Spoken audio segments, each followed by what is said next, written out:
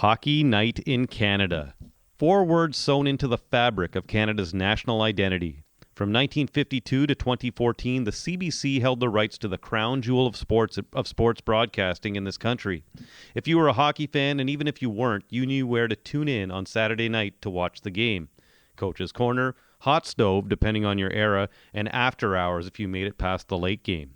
While CBC had no reason to worry about competition for decades, within the past 20 years or so, the barbarians had been arriving toward the gates. Competitors in the form of Bell Media's TSN and Rogers Sportsnet had been chipping away at CBC's dominance. And as the final seasons of their deal with the NHL began to expire, many people, especially those in the media world, believed there was a hell of a drama about to unfold. With hockey rights up for grabs beginning with the 2014-15 season, who would be the victor? How, or if at all, would the pie, let's say puck in this case, be divided? David Shoalts covered this saga as it developed as a writer for the Globe and Mail, where he still is. He began covering the Leafs and the NHL in 1990 for the publication, and he's been with them since 1984. He is the author of 3 books, including this, the much-anticipated Hockey Fight in Canada. Spoiler alert, the story of how CBC lost Hockey Night in Canada and all the ways Rogers' big win went wrong. This is SportsLit, and I'm Neil Acharya, and I'm pleased to have my co-host Neate Sager here to discuss the book with me today before Dave joins us. Nate, you, or anyone that takes an interest in sports in this country, and we're aware of the deal coming up and the rights coming up, how, if at all, did you find Dave's book shed light on the inner workings of what went on before that deal transpired? Right, Neil. It's a very fast-paced read at about 211 pages, and it really takes you back to what a crossing of the Rubicon it was when Rogers wrested away the NHL rights from CBC. Like, one new is, I think, probably starting from about the mid-aughts after CBC had a major labor stoppage, that the time immemorial model of Hockey Night in Canada, which hadn't changed much since the 1950s. That it was looking creaky, it was dated, it was on borrowed time. Everyone knew it, but they couldn't quite picture how it was all going to go down, like how it was all going to shake out until it actually happened. I guess would be 5 years come November 2018 that Rogers and the NHL made this gatekeeper deal, $5.2 billion across 12 seasons. This really a hard figure to really conceive of, and that CBC was going to just kind of be this sort of vessel for Rogers broadcasts. So what Dave Shoalts has done is really taken us back to how that all went down and what the reaction was like, because it's almost easy to forget now, like how much just like antipathy there was toward Rogers. I mean, surveys show that most people didn't really care one way or the other who was carrying the games, but there was like people who were really upset about, just anything that was changed. It was like they did anything, and like you'd get this segment of the viewership that would just basically turn into Isla Fisher and Wedding Crashers holding her breath and stomping her feet until Christopher Walken says, "Okay, honey, you get whatever you wanted," and which is ultimately what happened with the broadcast. Maybe unfortunately for the career arc of George Stroumboulopoulos, which we'll ask Dave about. Like, it's an interesting page. It almost it's like a thriller novel if you were really interested in, I guess, the office politics of sports broadcasting and how deals are made. I mean, and sometimes that stuff is a lot more interesting than what happens on the ice. We're really grateful that Dave Shoalts is here with us for an open mic night of sorts. Well played, Nate. Of course, Dave moonlights along with some others in the media industry as a stand-up comedian. Maybe he'll tell us a few jokes. And without further ado, we're going to bring on the man himself, Dave Shoalts.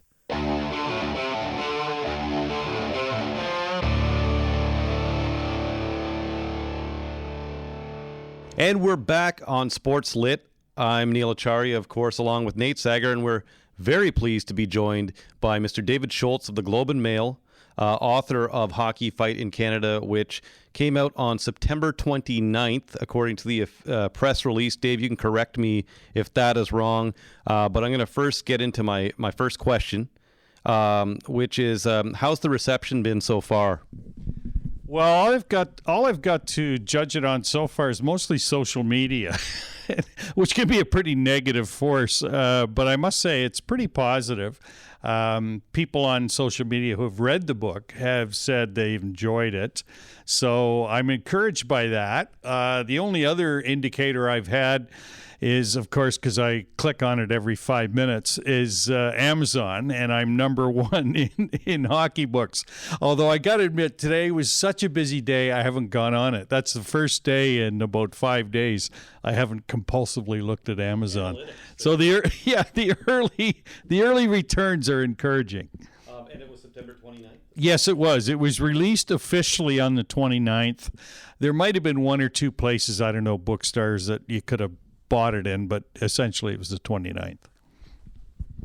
Okay, Dave, I want to ask you, why does this story touch a nerve with hockey fans? Obviously, there's a love for hockey in this country, and you talked about these stories moving the dial for your articles, but why do we care how and who delivers hockey to us? Well, because I think Hockey Night in Canada is such an ingrained institution in this country. John Collins, who was at the time the marketing man or marketing chief for the NHL, and he was principal in the negotiations along with Gary Bettman with the CBC initially. He always said that it's a very unique property. He said the closest thing to compare it to in the U.S. is Monday Night Football, as far as something that brings the community together. But he said the difference there is Monday Night Football is sort of like guys' night out in the bar watching football, whereas Hockey Night in Canada is the whole family around the TV on Saturday night. And that started with radio in the 30s and then went into television in the early 50s. So it's just an institution, and for millions and millions of Canadian homes, it's just what they do on Saturday night. It's like a part of the family. So when someone starts changing it, they're interested. And yeah, I mean, I was a little surprised that those stories, when I wrote them in the Globe Mail, topped the most read list. But then I thought about it and thought, this is Ron MacLean and Don Cherry. They're part of the family. They're in your living room. So yeah, people care about what's going to happen to them. And Dave, that's sort of intuited my next question, because I think one plot line you go to a lot is sort of the tension between Ron MacLean and Gary Bettman. And now I've always sort of hewn to the line from Dan Jenkins about people who work for the rights holder. Broadcasters ain't journalists; they're establishment. But why was Ron MacLean different from that? And how was that able to exist for so long? How was Hockey Night in Canada able to buck that trend? And how did that tension sort of come to the fore with the New Deal? Well, a lot of it was the fact that they worked for the public broadcaster. They weren't working for a private broadcaster. If they had been, I think the relationship would have been more similar to the NFL has with its broadcasters, where there's rarely a discouraging word on the broadcasts themselves. And the other was Ron himself. I mean, he explained it to me.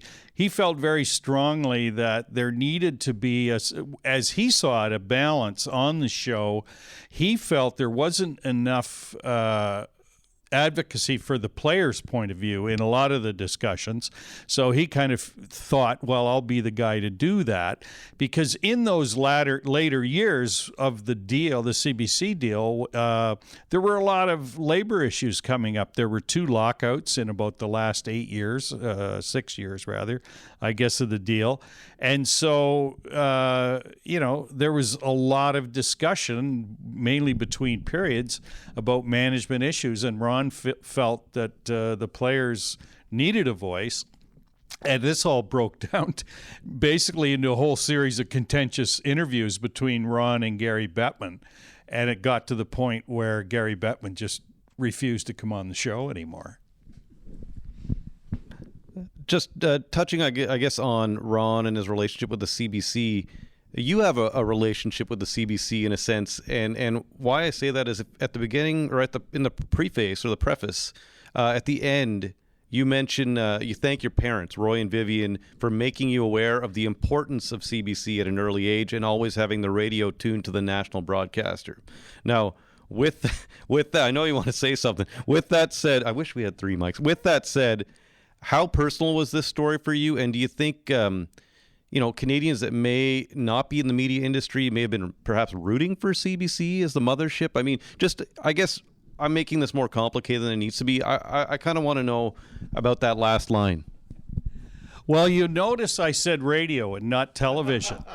And that's because my parents made me, I guess I'll blame them, a sort of an oddball when I was a kid. We never had a television in our house until I was 15 years old, and my dad just couldn't bear not to see the playoffs not on television every spring. So the main the main media form in our house was the radio. And my parents were still are staunch CBC listeners.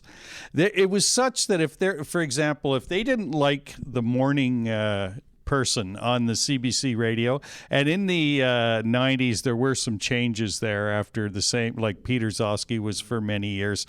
Well, and I used to say to them, well, if you don't like whoever it was, just change the station.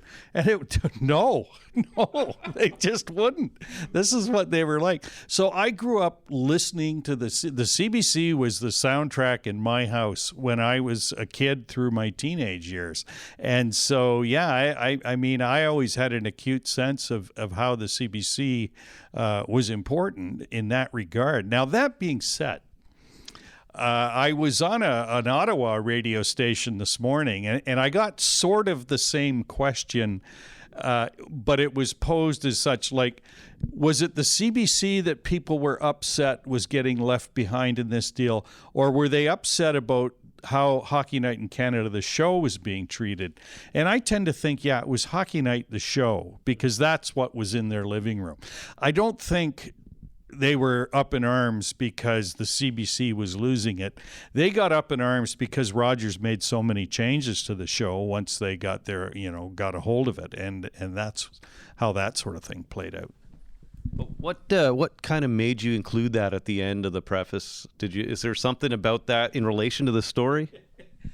Well, I also wanted to thank my parents, and the preface was getting up a little long-winded, but yeah, no, I mean, I think for a certain segment of the population, yeah, the CBC was pretty near and dear to them, and the fact that they were hanging on to this property, it meant something to a certain amount of people. Thanks, Dave. Sorry for those Oprah-like questions. We always love to get the author to read a little bit, and we're going to get you to do that now, if that's okay with you. And this part, I'm going to tee it up, is early in the book, about 40 pages in, and it's in the chapter "The Gathering Storm," and I've it highlighted for you, and maybe our listeners that aren't familiar with kind of how this all went down, I'm sure there might be a few, can get a gauge through these paragraphs. So here, I'm going to hand you the book and the mic. The book first. And it goes into the next page. Okay, by 2013, the conventional wisdom in the broadcast industry was that the only way the CBC would survive as an NHL rights holder would be to partner with either of the two telecom giants. The public network had the field to itself as a partner since the MLSE purchase agreement between Rogers and Bell and the NHL stipulated they could not become partners in any bid for the NHL's broadcast rights. This was to head off any collusion between the two giants in order to keep the price down. However, as the CBC's exclusive negotiating period approached in the summer, it began to appear as if the public network was planning to go it alone. Quote, they thought they could keep Hockey Night pretty much on the terms they had it, said Scott Moore, who maintained close relationships with a lot of CBC people after he left for Rogers. Whether that's naive or not, ... close quotes. So just to kind of explain, I guess if you want to kind of just give a... Sorry. Yes, thank you. You should be producing the show. Yeah, I mean, can you just... kind of expand on that kind of what you wrote there?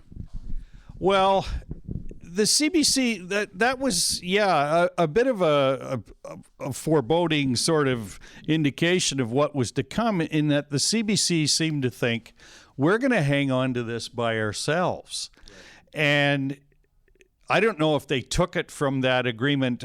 By the way, that agreement was forged when Rogers and Bell went in and took control of MLSE, and the NHL quite realized we can't have these two guys working together on this, on buying our rights. So they said, okay, you can buy the team, but you have to promise the two of you won't pair up as official 50-50 partners, I believe, to buy our rights and drive, because that would obviously limit the price.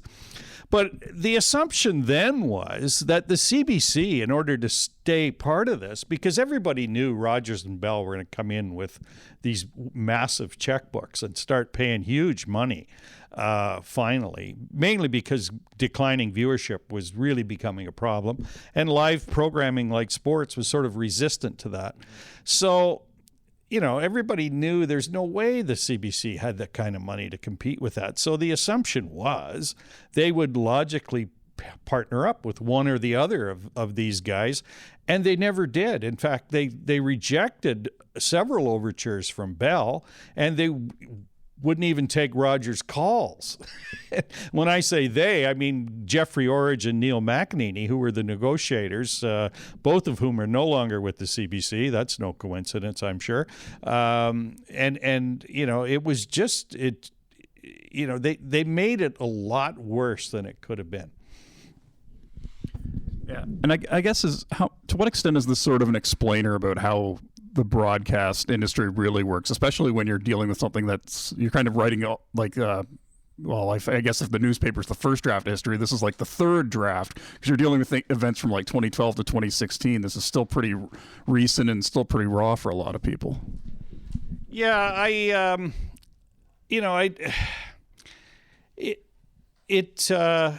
it should be raw. I mean, you know, this thing didn't have to turn out the way it did. If the CBC had just, well, common sense is the easy thing to say. If they just thought about it and said, you know, we're about to lose half. If we lose this contract, we're going to lose half of our advertising revenue.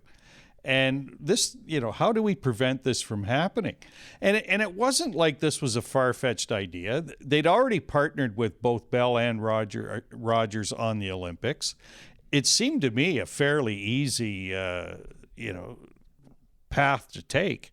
But they just insisted we're going to go it alone, and they seem to think, well, we have a history with you, with the NHL. We've been with you for 60 years, and that's going to count for something. So, you know, history went the way it did when they just refused to apply common sense to this thing.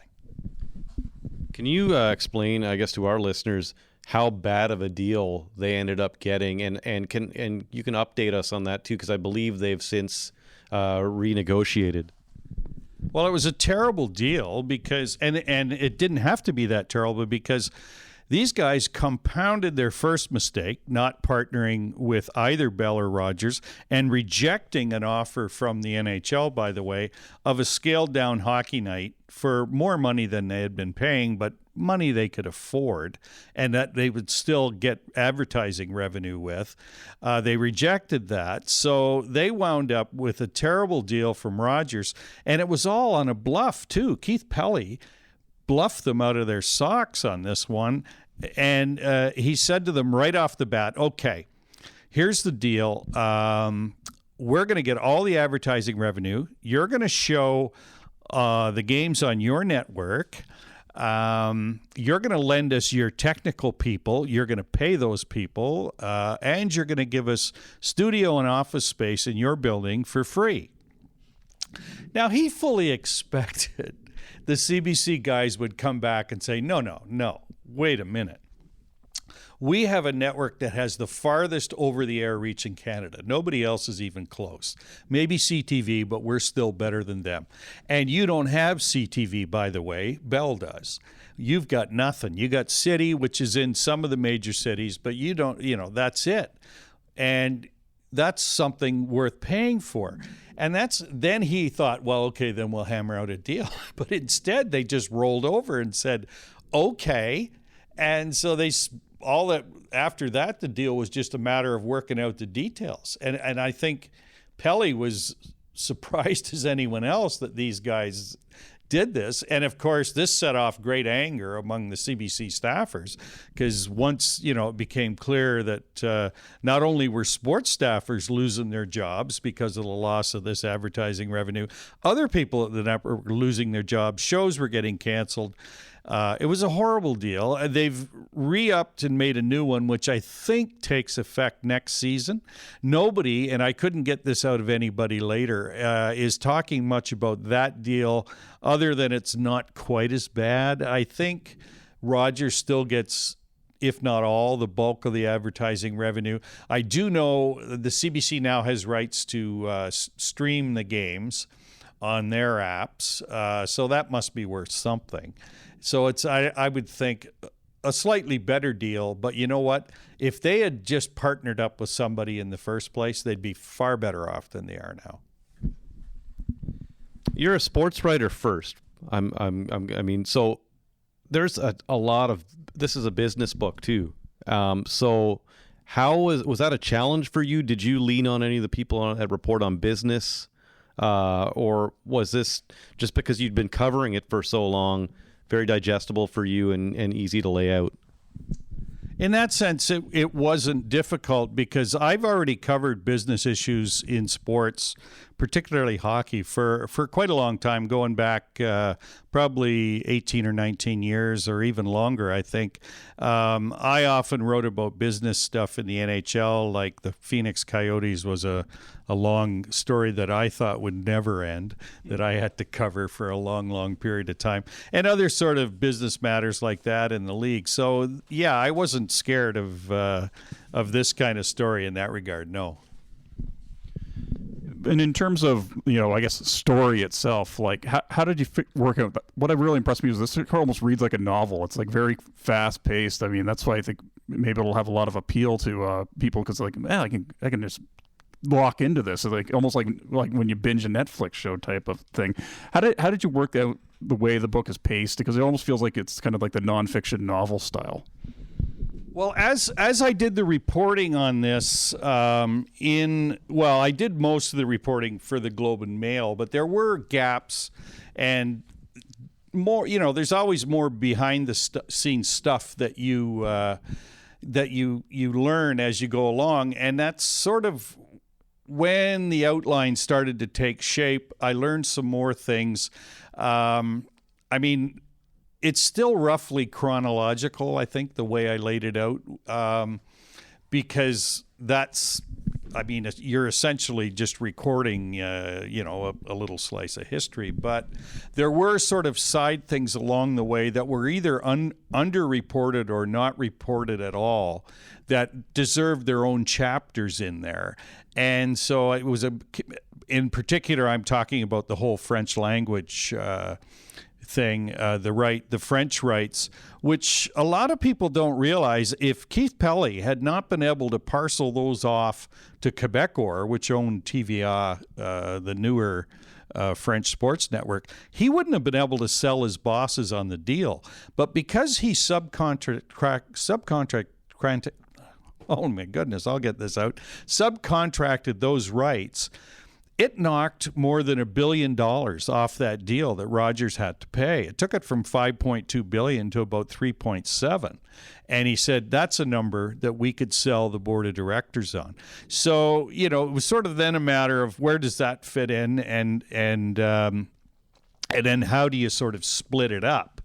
And I sort of thank Brian Burke in a lot of ways for making that phone call to Jeffrey Orridge back in 2012, telling him the CBC was in for a rough ride at the meeting at the Ottawa All-Star game.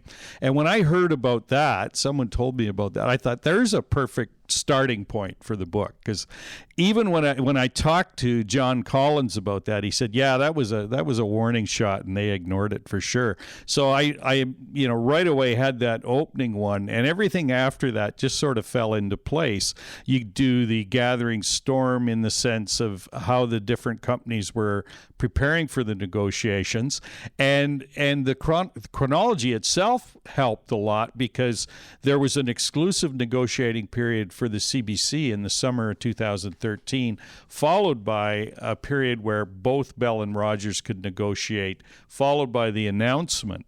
And so all of that sort of just kind of naturally, I guess you'd call it organically if you're so inclined, it just sort of fell into place that way. And it just worked out sort of on its own almost. Yeah, and I guess as a follow-up to that, when you write a book like that, is there a process where you sort of have to take all these like real life, people and sort of see them somewhat as characters who all want something? Yeah, much more so than you do with the news. Like in the newspapers, you're just writing a story, you're quoting the guy, and so space is always an issue in newspapers. You can't really go into much detail about the guy, whereas where you're writing a book, you're telling a story, you've got more room, and you've got to give the reader a little something more to keep him interested and reading. So yeah, you're able to flesh these characters out. Plus, not too many people, the average person doesn't really know a lot of these characters. Keith Pelley and George Cope and Scott Moore and all these guys could walk down the street and really not be recognized by a lot of people.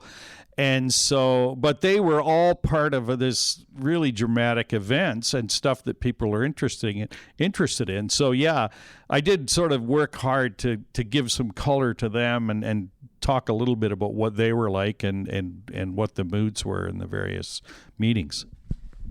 I'm glad you touched on Keith. That's my trigger word, by the way. I always say touched on. I'm going to try and find a new way to... Keith Pelley is the person that fascinated me the most. Coming into this book, knowing the backstory, I've always wondered how, Canada has a conservative business culture compared to the U.S. How does Keith Pelley sell a behemoth, an institution in Canadian business like Rogers on this wild deal? Tell us about Keith Pelley and tell us how he is able to do this. Well, Keith, by himself, he's a very excitable guy, and it's a sort of infectious kind of enthusiasm that he has when he starts talking. He can get people, even staid business people, excited about this because he's got a very convincing way about him. And he just happened to be in the right place at the right time. Nadir Mohammed was he was the first CEO after Ted Rogers. And he, in fact, if Ted Rogers had still been around, he'd have been far, into this far quicker than Nadir Mohammed ever would, because Ted Rogers was all about gambling his company on something. But Nadir Mohammed was far more conservative, but he still was intrigued by, the idea of knocking off the big guy. And so on the other side, you had Bell, and these guys were just such a massive company, and I think they've never gotten the idea of being a monopoly out of their DNA. I've always found that because they owned the Globe for a time. It was a fairly happy day when they did not, and. They have a very bureaucratic sort of way of operating that can be frustrating if you're one of the ones caught under the thumb of it.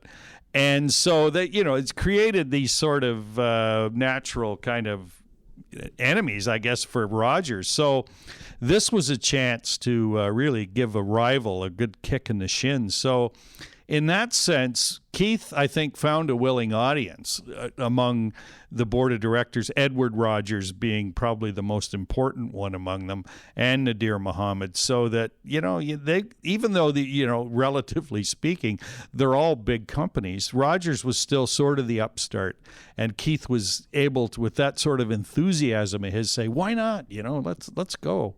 Let's do this. And he, of course... I think one of the things that you when you read this book, you realize is that Gary Bettman wants to deal with his counterpart at every network, so the boss, and he wasn't really getting that through Bell. He definitely wasn't getting that through CBC, and there's some hilarious stories. If anyone's ever read Jonathan Gatehouse's The Instigator, where didn't they leave them in Harlem or something to get their own cab? Like some great meetings between the CBC and the NHL, but Keith Pelley with Rogers, he told Nadir Muhammad he had to go down and meet Gary face to face, correct? And that was part of the sell that ended up in it was a $5.2 billion deal. Yeah, it was actually Scott Moore. And Scott Moore says that was my greatest contribution to this whole deal, was insisting that Nadir Muhammad had to be an active participant in the talks. And that was simply because Scott Moore knew Gary Bettman from his time running CBC Sports. And he knew that Gary had a very, very well-developed sense of his own importance and the importance of his league. And just like when the NFL goes to negotiate a major deal, Gary figured the most important person in that company has to be sitting across the table from me. That's just our due. And so both the CBC and Bell made the same mistake in that neither Hubert Lacroix, who was president of the CBC at the time, nor George Cope, the CEO of Bell, took part in the talks. And on top of that, Cope had a very contentious relationship with Bettman, which was sort of part of his other guys. He was, as a member of the board of directors of MLSE. So, I mean, it wasn't a deal breaker by itself, but it certainly played into, an advantage that Rogers had. Just talking about developing characters, too, you kind of point out George Cope. He's a big, tall fella, I think 6'8" or something like that. And he not only kind of maybe indirectly angered Gary Bettman, he also directly probably was, resulted in Brian Burke getting let go of the Leafs, correct?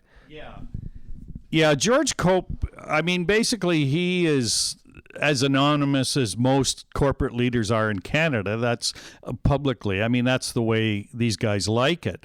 But behind the scenes, yeah, he plays hard. He and he does things his way. And yeah, he's a very large, intimidating guy. He's 6'8". He played varsity basketball. I think at Windsor. I've forgotten the school, but I believe it's Windsor. And so he still has that sort of, competitive itch to him. And so he and Bettman had crossed swords a couple of times over the lockout, because the Maple Leafs certainly didn't want either lockout as a big revenue team. The last thing they wanted to do was forego revenue for a year. And then on top of that, he just thought, no, my negotiators will handle this. And his attitude was that guys like Gary Bettman work for us. And no, that it just didn't play out that way for Gary. And so, yeah, that turned out to be another of the key mistakes. How is Gary Bettman different?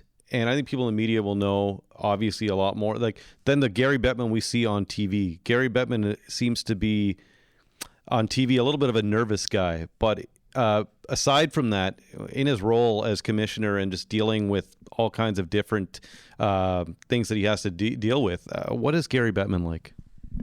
Well, yeah, his public image is of this little sort of nerdy guy who's not very good at small talk or yucking it up. I think he's probably a little better now than he was when he first came along, although if you get that image at the start, it never quite leaves you. You never shake it. He's probably much more polished than that.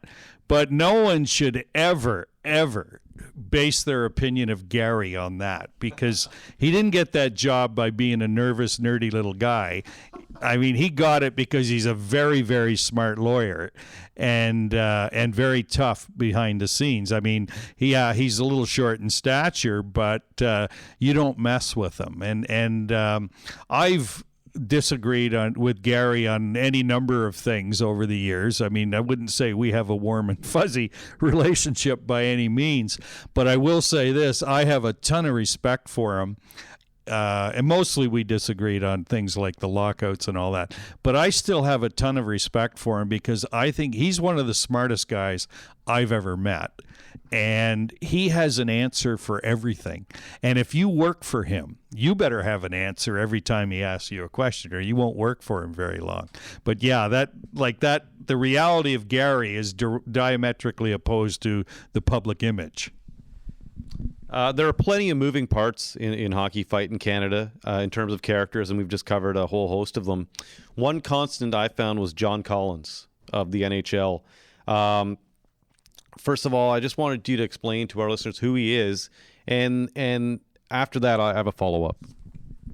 Well, John was essentially a marketing guy for most of his career. He started out in the NFL. He had, I think, early on, he was an executive with, it's off the top of my head, the Cleveland Browns, I think. He was president of the Browns for a while. Then he went to work for the league, the NFL, for quite some time, and really moved up the ranks quickly. By the time he went to the NHL around 2005 or so, I'm going to say, or right around the time of that lockout, he was the head of marketing for the NFL. So that was a really good get for the NHL when they got him. And he was essentially the number 3 guy at the NHL for all of his time there, behind Gary and Bill Daly, the deputy commissioner. But he was a really, really clever marketing guy. And the NHL, their profile really increased under Collins. He came up with a lot of stuff. The whole outdoor game thing really blossomed under him. I'm not going to say he actually dreamed up the outdoor games. That's probably not how it worked. But he's the guy who said, we can really, make hay with this. And he did a bunch, other things like that really raised the NHL's profile. And I think when he decided to leave, that was a big loss for the league. Were you concerned at all because he was such a constant voice that the league in this story would have a consistent voice, whereas the other companies, I mean, like you mentioned, Orange is gone. There's moving parts of the CBC. Some of the TSN guys remained anonymous, or at least one. And Keith Pelley is no longer at SportsNet. And that's like Goodfellas. I always say Sportsnet with the Hockey Night in Canada almost seems like Goodfellas. There just seems to be a new guy getting knocked off all the time in that structure. But yeah, was that a concern for you at all? Were you worried that with John being so available, it seemed like, and quotable, that this story could be swayed in any way? No, not really, because you're basically using the league's point of view, and it was consistent the whole time, mainly because Gary runs things in a way that things happen the way he deems them to happen. So, which, I don't know, could well explain why John Collins isn't there anymore. Everybody seems to sooner or later, have a parting of the ways with Gary. But that whole negotiation went how Gary Bettman wanted it to go. John always made that clear in our conversations that that's the way things went in the NHL. So yeah, in that sense, there was a pretty consistent voice there, but that's because Gary was who he was. And I mean, there were a couple of arguments John lost along the way, but yeah, that's what happens when you work with Gary. Now, segueing from the people working in the boardrooms to someone who was the most public-facing guy, George Stroumboulopoulos. It seemed like a good synergy at the time. How did that sort of go sideways, and what did their sort of reaction to him as host say about, I guess, Canadians' tastes? Well, yeah, it is sort of a microcosm of the whole what happened with the whole show, in that when they got a hold of it, Rogers decided, we're going to make it a different Hockey Night in Canada. It's not going to be the same show that you grew up with.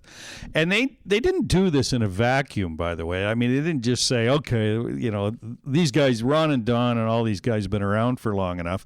I mean, off the top, you knew Ron MacLean wasn't going to survive because of his relationship with Gary Bettman. And the NHL, the one thing they made clear, and Rogers didn't deny it, was that they were going to have a big say in the broadcast. So that was a given right off the top. And then, Rogers had a team that went around the country to large and small cities asking fans, what do you want to see in the broadcast? What do you, and they took all kinds of marketing surveys, and they got a pretty clear answer that we want to see something different. We're tired of the state old CBC. So they decided, okay, we're going to make all these changes. And naturally, the host was going to be the biggest change. I mean, they could have gotten another old-fashioned guy like Ron if they wanted to. And, in fact, their first choice was James Duthie, who was not quite like George Stroumboulopoulos, but he was much different than Ron. He had a great sense of humor, and I happen to think he was the best hockey host in Canada. But James was very loyal to TSN and decided to stay where he was. So then it came George Stroumboulopoulos, which sort of represented the kind of changes they were making to the show, modern, high-tech stuff. George started out in sports at sports radio, but soon got into entertainment, and that, he was completely different. And then in the end, given, all of the changes, people just, turns out, didn't like them. And I think it had more to do probably with the ratings, the performance of the Canadian teams.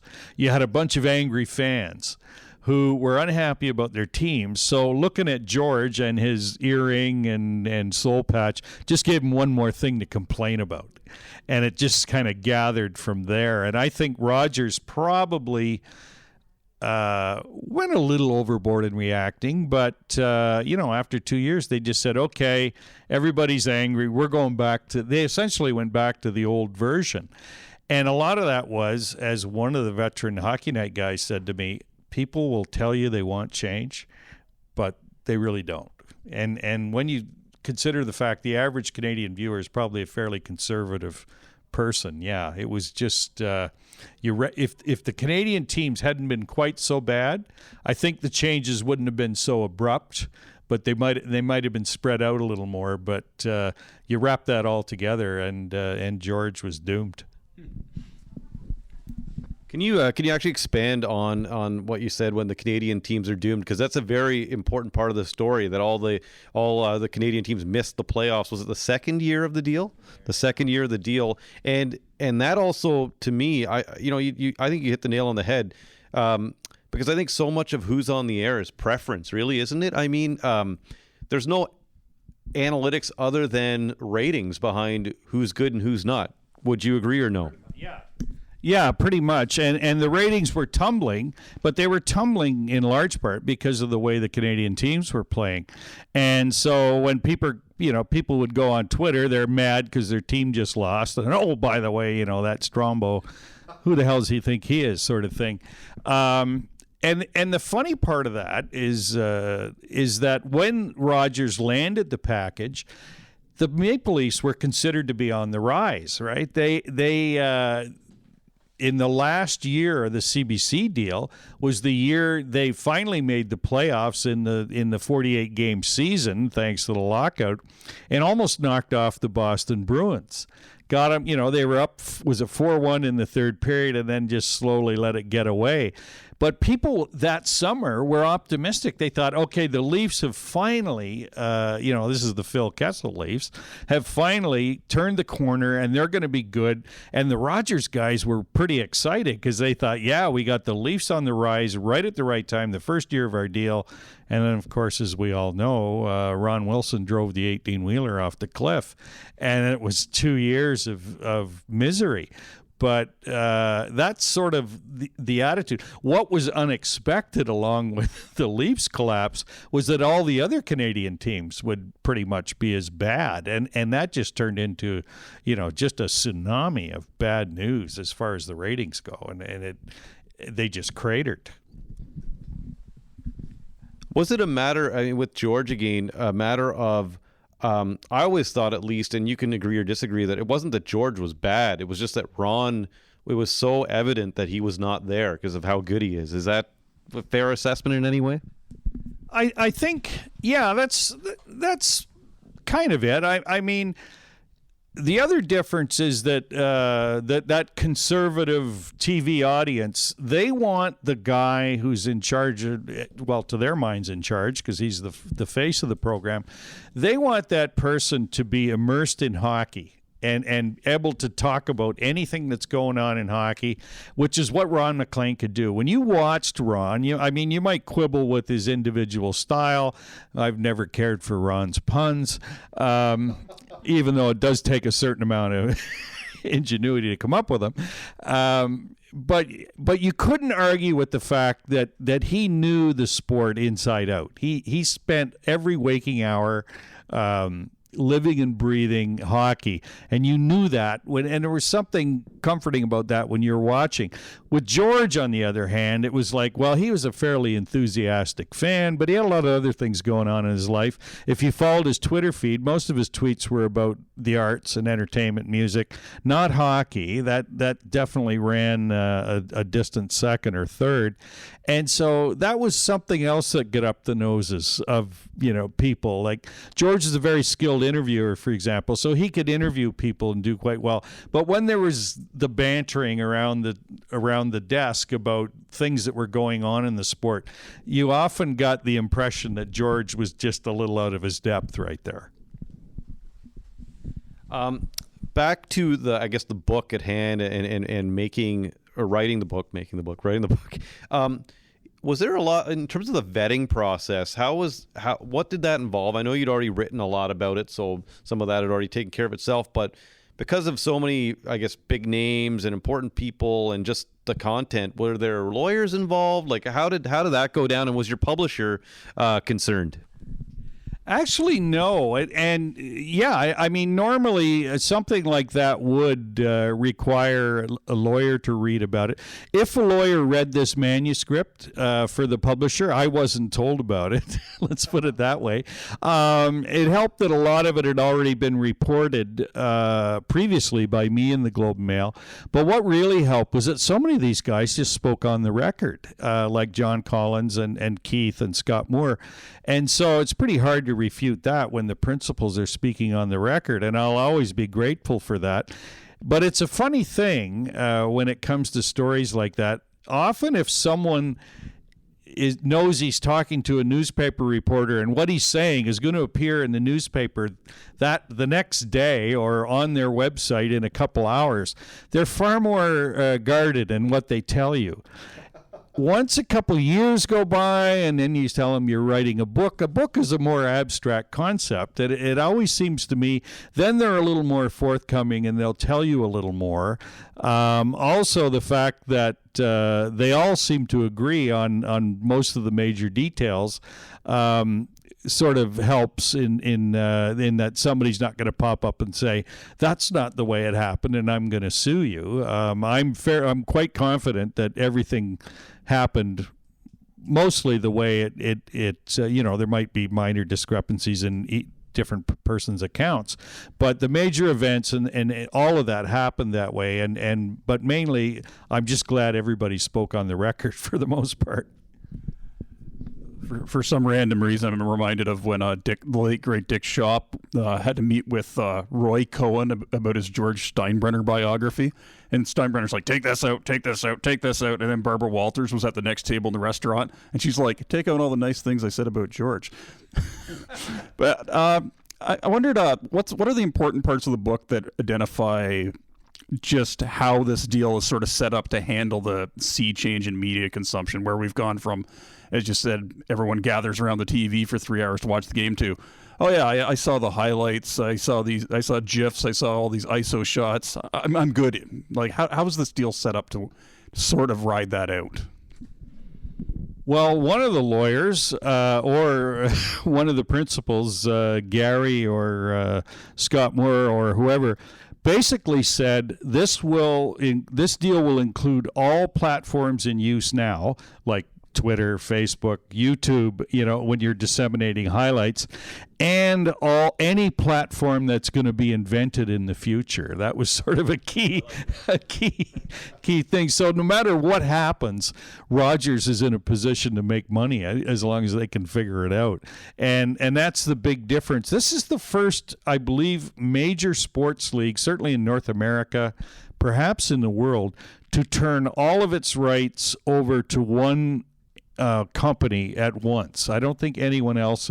The NFL always parcels off its rights to different companies. Major League Baseball and the NBA do the same. I'm not certain about the Premiership in soccer, but I think most of these leagues have, like, the digital rights will often go to another company. Rogers has got them all, and that's the key right there. They've got them all, plus any that haven't been invented yet, and that allows them to have a shot at really making some serious money by the time this is over. What is I don't want to give the end of the book away because I really like the quote it ended on. I thought that was great. And I just wanted you to maybe, in your own words, where do you think this deal is at right now? I mean, the title does say how Rogers' big win went wrong, but I mean, is that the case? Not yet. No, I mean, it was certainly by the end of year 3 or year 2. I keep getting them mixed up. I don't think it's if you went and got the true books right now, I don't think it would prove to be a huge win for them just yet. But because I mean, you got Guy Lawrence when he took over as CEO from Nadir Mohammed, before he got turfed himself, he insisted Rogers turn to profit in the first 2 years of the deal. Now, the way the deal was set up, I suppose that was technically right because Gary, being no dummy, structured the deal so the lowest payments are in the early years and then they rise throughout the 12 years. That way he can always go to the governors and say, our television revenues are up X% this year. It also makes a pretty big challenge for Rogers every year because the sheer size of the deal means their payments are rising 20 million plus every year.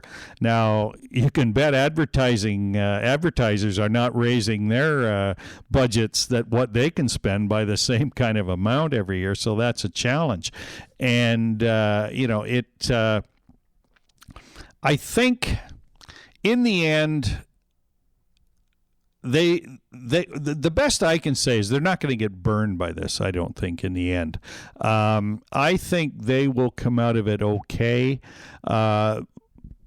I don't want to make a definitive guess because there's just so many variables involved right now, like where are digital rights going and is there big money to be made on ads on YouTube, which I'm told that's where the millennials get their replays. So I'll just say this, that I don't think Rogers is going to come out of this in a smoke and ruin. They'll be all right. In my experience, and I think maybe in this book it does indicate that. Does TSN look back, and I guess TSN and by extension Bell look back at this deal now with kind of their 2020 hindsight, for example? I feel like they almost feel like they got away with one, but they would have loved to have this deal, would they not have? Yeah, there's no shortage of TSN guys who will say to you, boy, we're glad we didn't get that deal, because they did offer basically the same money, which was $5.2 billion. Rogers got it because the NHL liked their ideas better, how they were going to do it.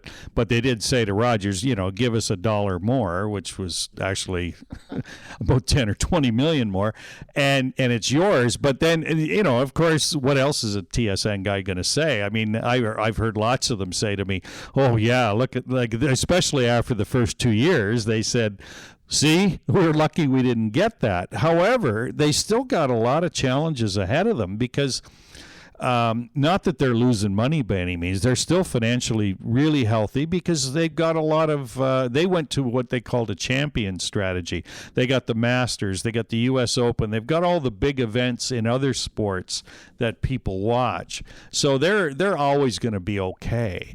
But the thing they're going to fight, though, is the rising cost of rights.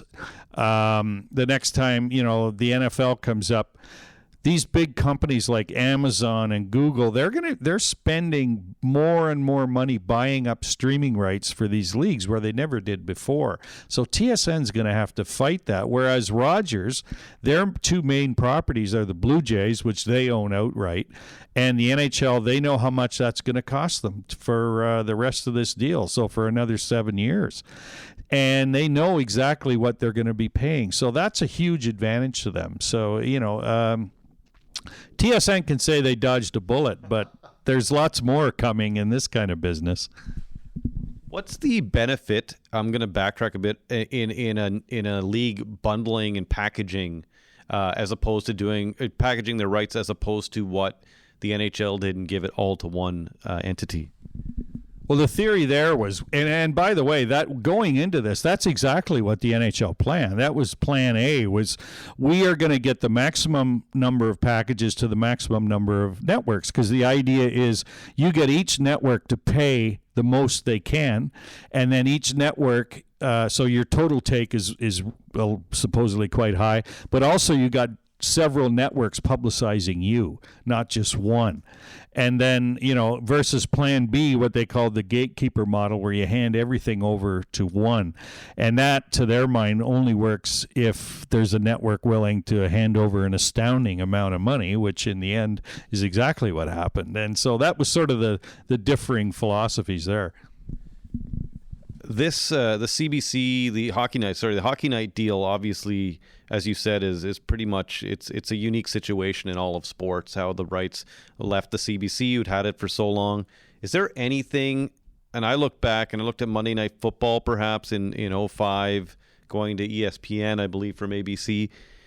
How does that even come close to comparing how much interest there has been from a country in rights going from one rights holder to another, as in the case with CBC and Rogers in this case? Well, on our scale here in Canada, no. That was the biggest shift ever, I think, as far as a broadcast property goes. I can't think of anything comparable. There have been a few with the NFL, like CBS and NBC and ABC have swapped around the various, I guess Fox maybe, that might be a comparable. Was it in the early or mid-90s where Fox suddenly appeared on the NFL scene and swiped, I think it was the CBS package, I believe, and that was a fairly big deal. But I think this on a relative basis was much bigger than that. Yeah, when we were talking about that, I was reminded. I think there was a great SNL sketch after that when Fox got the NFC rights, still has them today, and there was it was like Luke Perry going to be like hosting like halftime and in like full Dylan McKay meltdown mode. Throwing that out there for the people who always said they didn't watch 90210 but did. David, what do you sort of see? Like you mentioned, the bullets that TSN's going to have flying at them. But what do you think is going to be like a huge sports business story in Canada in the years to come that maybe people don't quite have on their radar yet?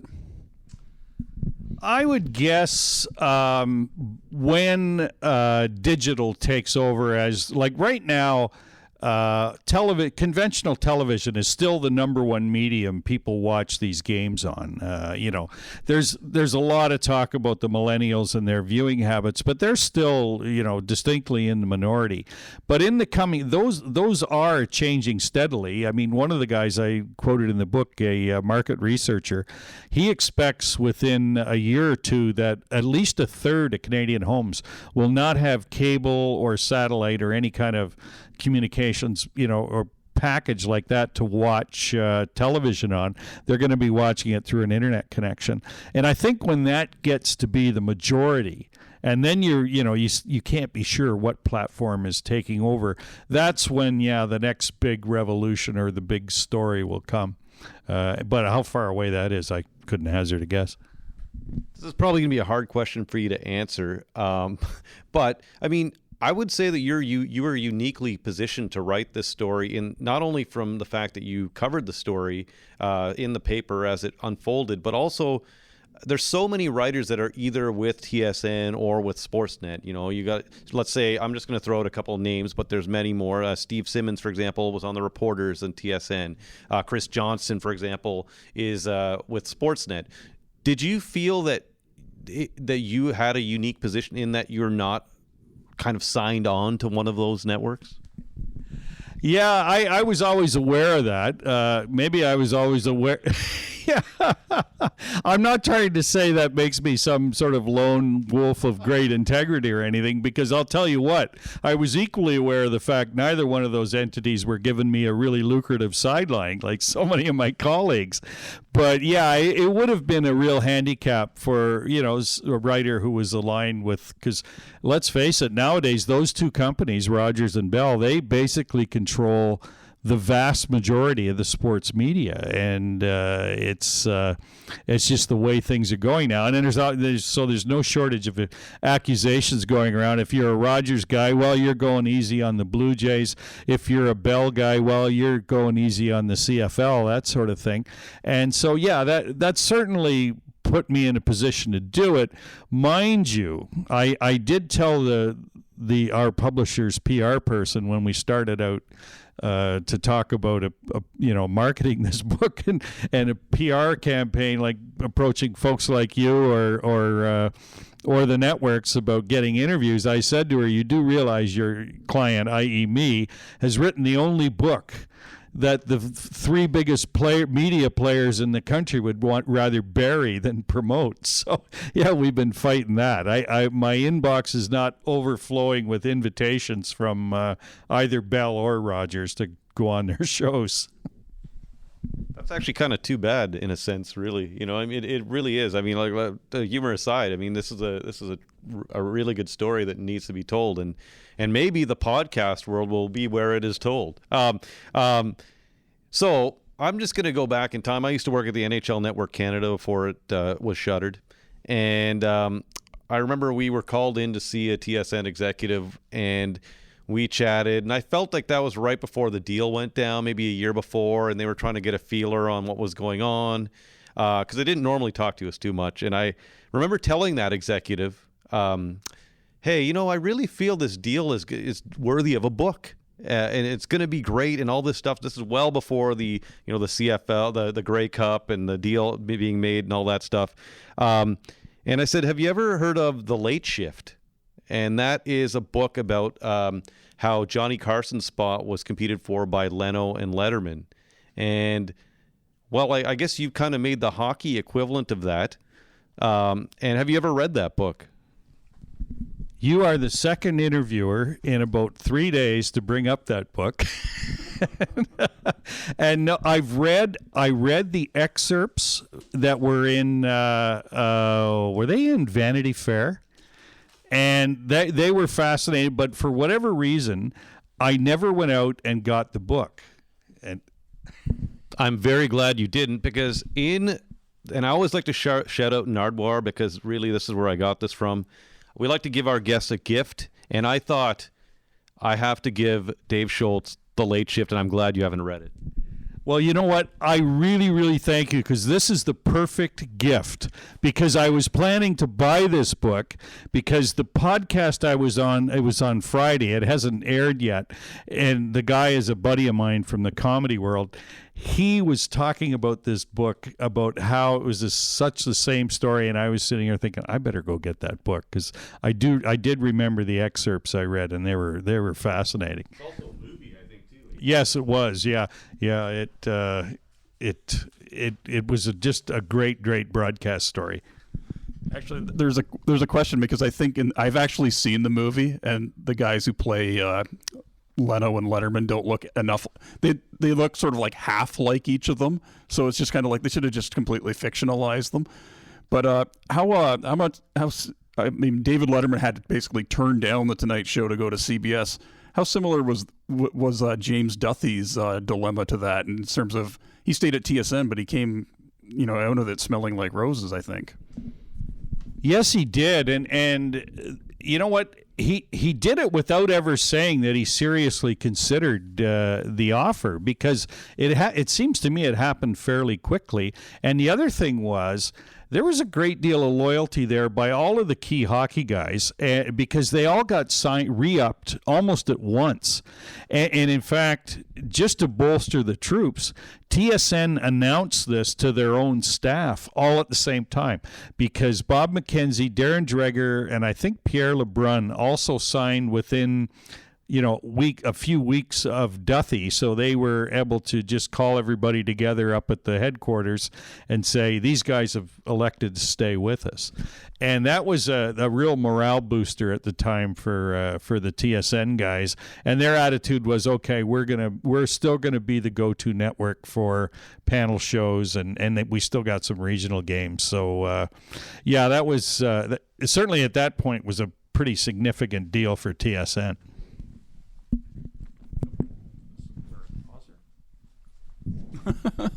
Now, we did want to ask you about one of your sideline with comedy. How did this come about? I mean, granted, I think because we're, I was a sports writer at a low level. You're always observing things. You're always noticing little off things. How did the comedy thing come about? Well, it actually had nothing to do with sports. I always, as it turned out, had an interest in comedy. I just didn't realize I could turn it into being a comic myself. It was something that never occurred to me. A friend of mine, Garrett Joyce, who's a fairly well-known sports writer and author, he works over at SportsLit, he sent me an invitation to a show a couple of years ago, and it was his graduate show from a stand-up comedy course at Second City. And I read this email and said, do you mean you can actually take lessons in this? Because I've been going to comic clubs for 35 years. I was on the road. Anytime I was on the road, I was always dragging guys to comedy clubs. In fact, the first time I went to a comedy club was in 1980 with Eric DeHatchek took me. It was the Comedy Store in L.A., and the headliner turned out to be a guy named Jay Leno. And so, yeah, it went from that. So before I even replied to Gare's invitation, I went on the Second City website and signed up for the next course. They run them continuously. And it's been a lot of fun. Doesn't pay any money, typical me. I get the only sideline that pays as well as journalism. And so, but yeah, and basically it's a 7-week course. They teach you how to write a short set, and the graduation is you perform a show. And you're set up to succeed because you invite all your friends and relatives to come to this comedy club, and so you're guaranteed a friendly audience. It's later when you have to go out and work on it at open mics, when the only audience is the 7 other comics on the bill who just want you to shut up so they can get up there. That's when you start learning about what it's like to bomb. But it's pretty hard work, but it's a lot of fun. I wish I had more time to invest in it. Well, I know me and Nate, the next time we're looking for something to do, we're going to go check out Dave Shoalts on the mic. But for anyone else out there, check out Hockey Fight in Canada. It was released on September 29th. Dave, is there anything else you want to say before we sign off? Yes, you just reminded me. October 10th, Absolute Comedy at Yonge and Eglinton. I'll be there for the first time in probably a year and a half, and that's always a good show.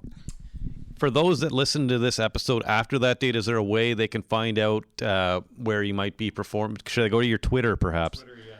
Just tell us your Twitter account address. I am at D Shoalts, DSHOALTS, and yeah, I'm constantly pestering people about where I'm going to be performing on that particular social media.